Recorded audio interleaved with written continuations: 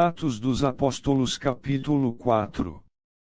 Pedro e João ainda estavam falando ao povo quando chegaram alguns sacerdotes, o chefe da guarda do templo e alguns saduceus. Eles ficaram muito aborrecidos porque os dois apóstolos estavam ensinando ao povo que Jesus havia ressuscitado e que isso provava que os mortos vão ressuscitar.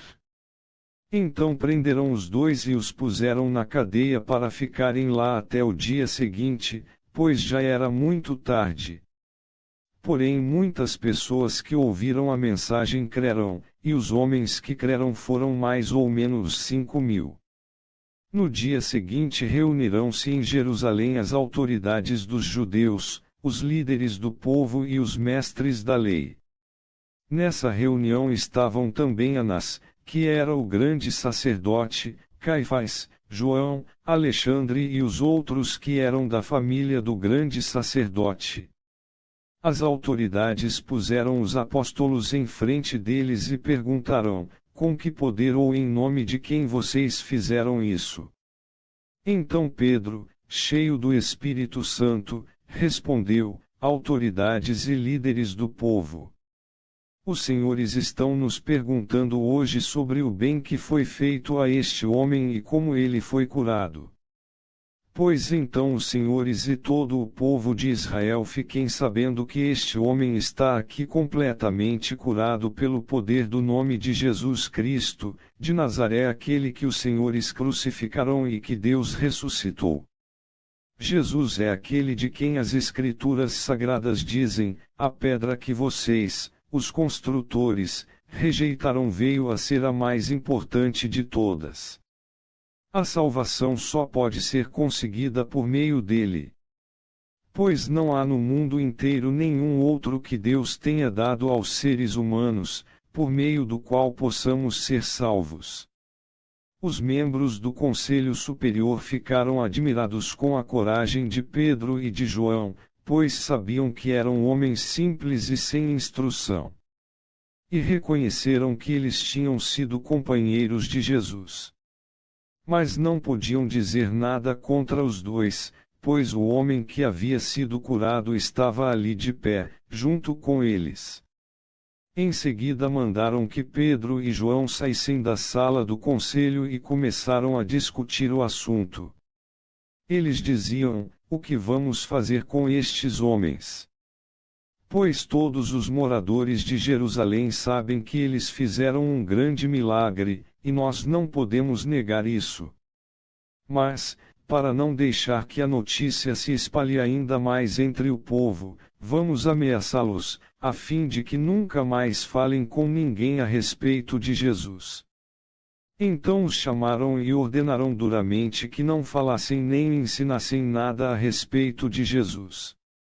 Mas Pedro e João responderam: os senhores mesmos julguem diante de Deus, devemos obedecer aos senhores ou a Deus. Pois não podemos deixar de falar daquilo que temos visto e ouvido. Aí o Conselho Superior os ameaçou com mais dureza ainda e depois os mandou embora. O conselho não pôde castigá-los porque todo o povo louvava a Deus por causa do que havia acontecido. O homem que foi curado por esse milagre tinha mais de 40 anos. Quando Pedro e João foram soltos, voltaram para o seu grupo e contaram tudo o que os chefes dos sacerdotes e os líderes do povo haviam dito. Assim que eles ouviram isso, adoraram todos juntos a Deus, dizendo: Senhor, Tu és o Criador do céu, da terra, do mar e de tudo o que existe neles. Tu falaste por meio do Espírito Santo e do nosso antepassado Davi, teu servo, quando ele disse: porque as nações pagãs ficaram furiosas. Porque os povos fizeram planos tão tolos. Os seus reis se prepararam, e os seus governantes se ajuntaram contra o Senhor Deus e contra o Messias, que ele escolheu. De fato, Herodes e Pôncio Pilatos se juntaram aqui nesta cidade, com os não-judeus e com o povo de Israel, contra Jesus, o teu dedicado servo que escolheste para ser o Messias. Eles se reuniram para fazer tudo o que, pelo teu poder e pela tua vontade, já havias resolvido que ia acontecer.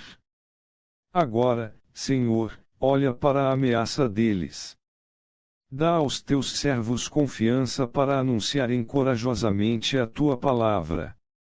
Estende a mão para curar, a fim de que, por meio do poder do nome do teu dedicado servo Jesus, milagres e maravilhas sejam feitos. Quando terminaram de fazer essa oração, o lugar onde estavam reunidos tremeu.